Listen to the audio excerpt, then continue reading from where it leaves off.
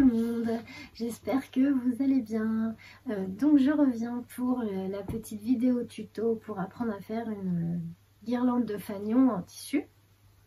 Donc là j'ai choisi des tissus sur le thème d'Halloween puisque c'est bientôt Halloween à la fin du mois. J'ai retrouvé des tissus, des chutes. C'est bien, c'est que ça permet d'écouler un peu de stock parce qu'on ne sait jamais trop quoi faire avec les chutes. Donc moi j'ai pris celui-ci. Alors vous prenez les tissus que vous voulez. L'important c'est de bien les assortir pour que la guirlande elle soit jolie. J'ai celui-ci, celui-ci et les petites citrouilles. Voilà. Donc ça marche pour Noël. Ça marche pour décorer votre maison. Enfin, c'est vraiment, vous prenez le tissu que vous voulez. Alors, pour notre guirlande d'Halloween, je me suis déjà un petit peu avancée. Donc, il vous faudra du tissu, du fil assorti, un grand morceau de biais. C'est ce qui vous servira à fixer les fanions et puis à accrocher votre guirlande. Donc, bon, dans l'idéal, moi, il m'aurait fallu de l'orange ou du noir. Mais je voulais utiliser ce que j'avais en stock. Et ce grand morceau de biais blanc, ça fait longtemps que je l'ai, je ne l'utilise pas. Donc moi j'ai choisi donc du biais blanc. Bon, ça ira pas trop mal quand même. C'est vrai que l'orange ça aurait été mieux. Donc du biais, des chutes de tissu. Alors le biais, la longueur que vous voulez. Moi je ne vais pas faire une très grande guirlande. C'est surtout pour vous montrer. Et puis... peut-être que j'en remettrai quand même une dans le salon. Et j'ai utilisé un morceau de fiche Bristol, donc un petit bout de carton, ce que vous voulez, pour faire le patron pour mes fanions. Donc j'ai fait un triangle de 14 cm de base. Donc, ce que j'ai fait, c'est que j'ai tracé un trait de 14.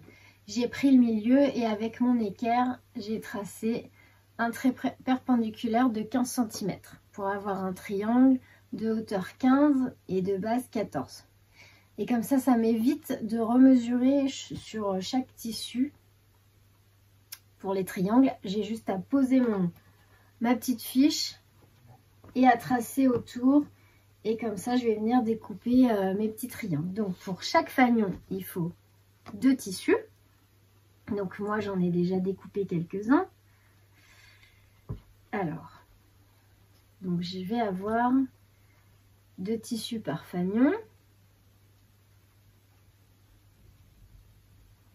que je vais venir coudre. Bon, déjà, on va les épingler endroit contre endroit.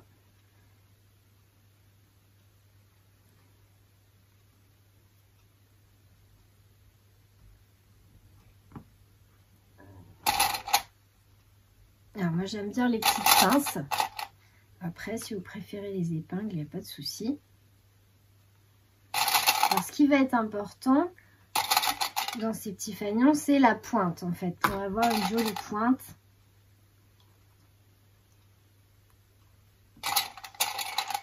Vous pouvez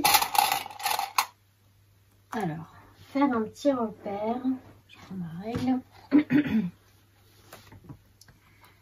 Que là, ici, vous allez coudre cette partie-là et cette partie-là. Ici, en haut, ça reste ouvert. Mais ici, il ne faudra pas venir coudre jusqu'en bas. Donc, si par exemple, vous faites votre couture à 1 cm du bord, vous pouvez vous faire un petit trait là à 1 cm. Comme ça, vous saurez qu'il faut coudre jusqu'ici et hop, repartir en haut. Pour pouvoir justement dégarnir correctement les coutures là, il faudra couper pour pas qu'il y ait un surplus de tissu à la pointe. Comme ça, quand vous allez retourner votre fanion, en fait, ça donnera une jolie pointe. Si vous cousez jusqu'en bas, et que vous remontez, on va pas pouvoir couper et dégarnir là, sinon vous allez couper votre couture.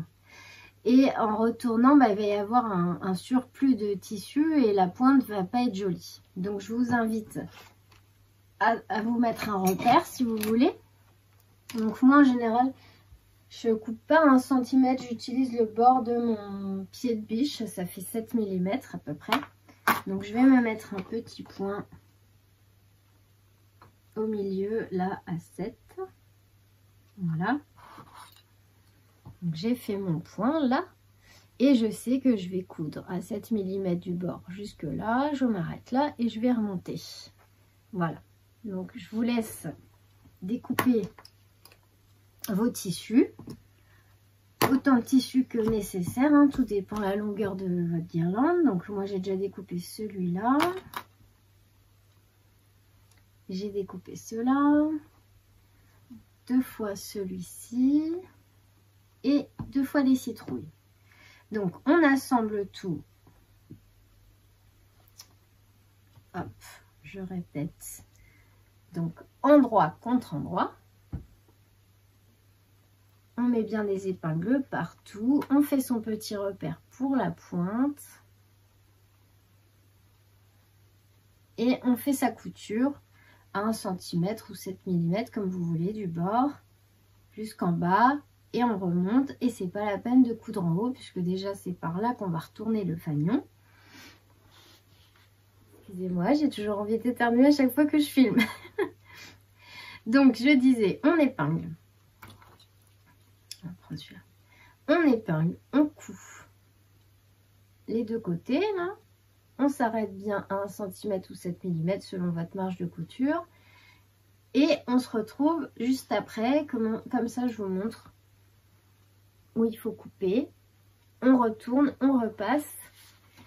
Et là, on se retrouve une fois que tous les fanions sont cousus. J'arrive. À tout de suite. Donc là, je voulais quand même vous montrer. Alors, j'ai fait ma première couture d'un côté. Je me suis arrêtée sur mon petit repère au-dessus de la pointe. Ce que je fais maintenant, je lève mon pied de biche, mais je laisse l'aiguille enfoncée dans le tissu. Je tourne mon fanion. Je me replace, donc vous voyez, moi, mon pied de biche, il est bien bord à bord avec le tissu, puisque c'est ma marge de couture. Et je fais la deuxième couture.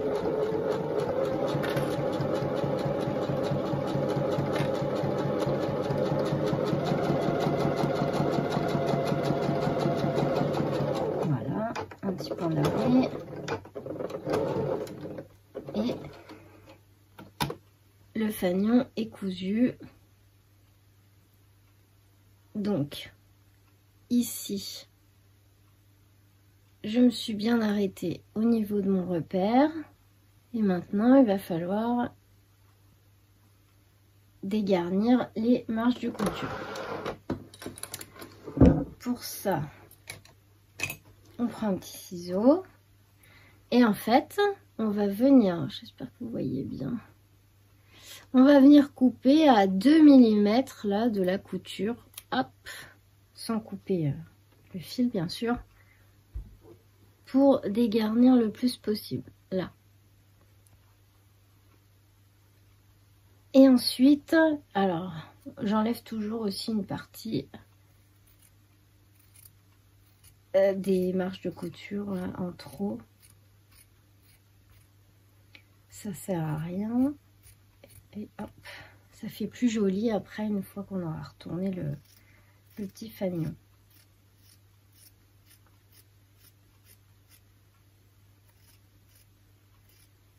Voilà. Donc là, j'ai bien dégarni. J'ai coupé à 2 mm de ma pointe. Et je vais pouvoir retourner mon petit fanion et le repasser.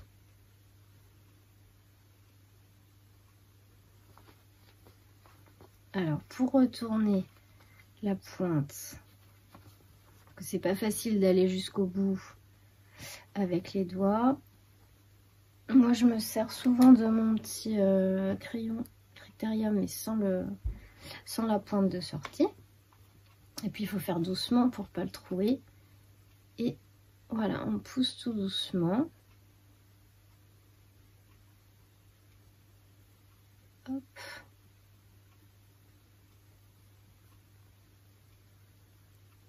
Et voilà.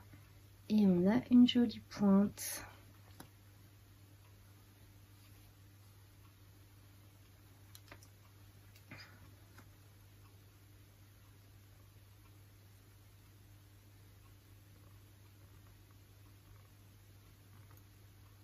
Voilà. Donc après on repasse pour que ce soit plus joli.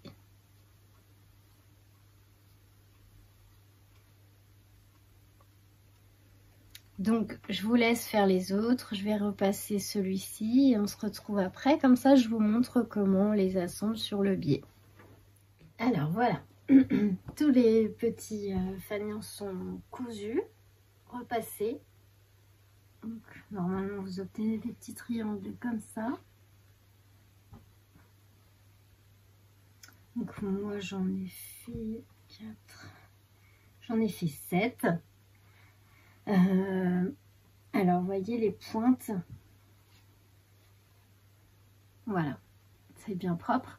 Donc si vous voulez, avant c'est ce que je faisais, mais en fait si c'est bien repassé, c'est pas la peine. Vous pouvez faire une petite surpiqûre juste là. Donc, moi je vais les laisser comme ça parce qu'ils sont bien repassés, il n'y a pas de souci. Et je vais baisser la caméra pour vous montrer comment on va les coudre sur le biais. Alors, on prend son biais comme ça. Désolée, hein, vous voyez que la moitié de ma tête, mais sinon je peux pas vous montrer. Moi je laisse 30 cm environ au début pour pouvoir accrocher ma guirlande. Donc je me mets un petit repère à 30 cm, voilà. Est-ce que vous voyez mieux? Donc le repère à 30 cm, après ça dépend ce dont vous avez besoin comme longueur. Donc on prend le premier fanion qu'on veut coudre. Hop. On ouvre son biais. Donc comme ça. Et on va venir poser le biais bord à bord avec le fanion. Donc j'épingle et je vous montre.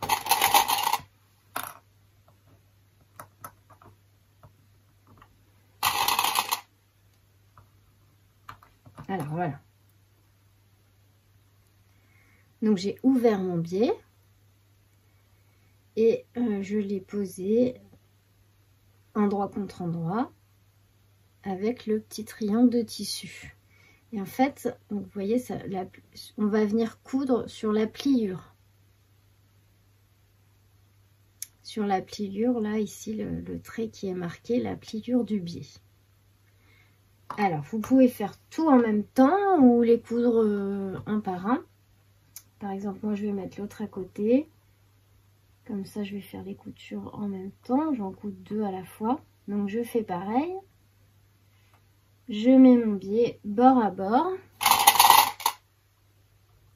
avec le haut du tissu du petit fanion.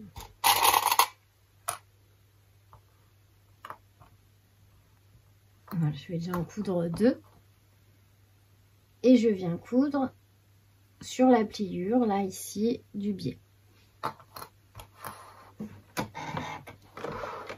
Hop.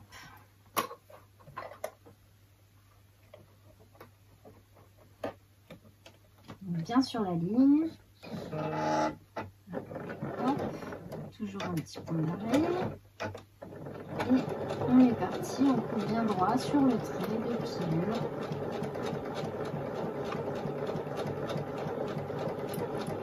Hop, on a appliqué au fur et à mesure. Et voilà, et là j'enchaîne avec le deuxième fanion. Et je continue.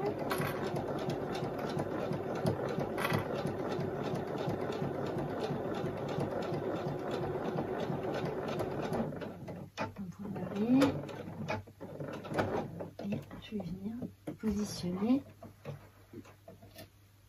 et les petits drapeaux en tissu suivant. Donc là voilà, on a déjà cousu ces deux là et là je continue. Alors je vais mettre des citrouilles. Après si vous voulez vous pouvez laisser un espace entre vos petits drapeaux, c'est comme vous voulez. Moi j'aime bien quand ils sont assez proches. Alors, je mets mes petits drapeaux côte à côte. le biais bien au bord, parce qu'après on va venir replier le biais. Et j'épingle.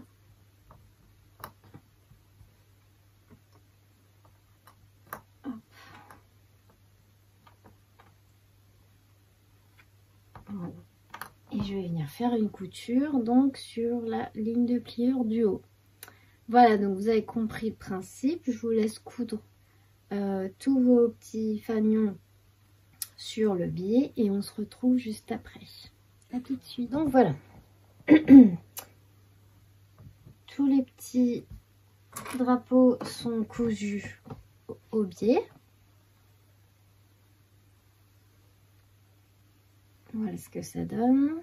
Maintenant, il va falloir rabattre le biais. Donc, on va le relever, comme ça. Et on va le plier en deux. Pour qu'il arrive de l'autre côté, au niveau de votre couture. En fait, qui est exactement... c'est vraiment le milieu du biais, quoi. Il y a la même... même largeur de biais devant et derrière. Donc ce que je fais moi souvent pour pouvoir bien le plier correctement, là ici j'ai coupé un tout petit peu mes drapeaux pour pas qu'ils me gênent au moment du pliage. Pas trop non plus, mais j'ai coupé à moitié ce qui dépassait, comme ça je vais bien pouvoir plier là en deux. Et ça va pas me gêner pour que ça fasse joli. Ça fait pas un surplus de tissu en dessous. Donc là, je plie en deux. Bon, je fais bien attention en fait. Derrière que ça vienne bien recouvrir, même si on ne voit pas l'envers. Si vous le pliez pas au milieu, en fait, on va voir la couture derrière. C'est pas très joli. Donc, il faut bien le plier pour qu'il arrive juste au-dessous de la première couture. Ce que je fais, moi je me mets sur l'envers comme ça, je vérifie qu'il est bien pile poil dessus, que ça recouvre la couture. Donc en fait on fait ça tout le long, voilà, et on épingle.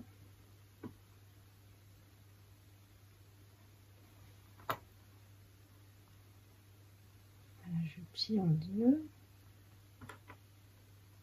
Hop. Donc ça donne ça. Pardon. Hop. Et je fais ça tout le long. Et ensuite, on va venir piquer ici, presque à ras-bord, pour maintenir le biais plié. Et s'il est bien plié en deux, normalement, votre couture derrière, elle va se retrouver là, pareil, juste au-dessus, juste à ras du biais.